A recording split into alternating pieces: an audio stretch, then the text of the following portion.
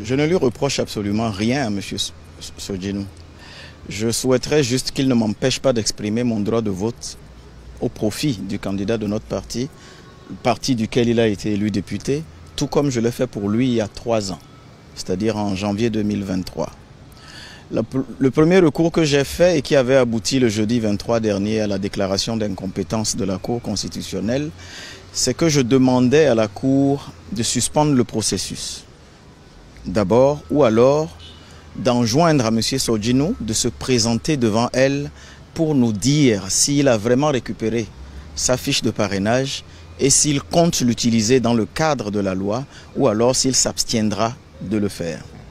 La Cour s'est déclarée incompétente au motif que la suspension du processus allait au-delà des attributions légales que lui donnent les textes en République du Bénin. Donc j'ai réintroduit un nouveau recours cette fois-ci en indexant et en assignant personnellement le député Michel Sodjinou pour abus de minorité. C'est-à-dire qu'il fait un abus de pouvoir en utilisant son seul parrainage pour empêcher les 27 autres parrainages du Parti Les Démocrates d'être utiles, c'est-à-dire de faire valider la candidature à la présidentielle du duo. Ce matin, donc, à l'audience, j'ai soulevé la question préjudicielle comme quoi la personne que j'ai assignée n'étant pas présente, la Cour constitutionnelle ne pouvait pas aller au fond de l'affaire parce que le respect du contradictoire ne pourrait pas être de mise.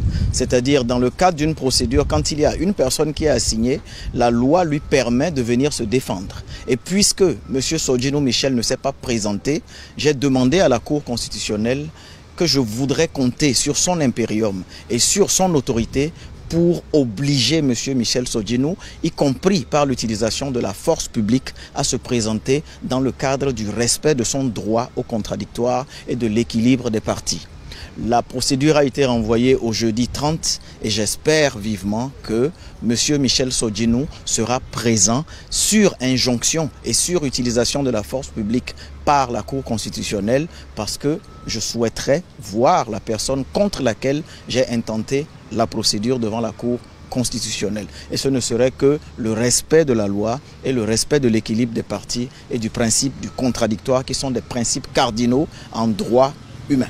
Je ne souhaite pas à la Cour constitutionnelle qu'il ne soit pas là jeudi prochain parce que ça voudra dire tout au moins que la Cour constitutionnelle n'a pas suffisamment d'autorité pour demander et permettre à un justiciable et à un défendeur d'être présent, ce qui serait un dangereux précédent pour notre République du Bénin.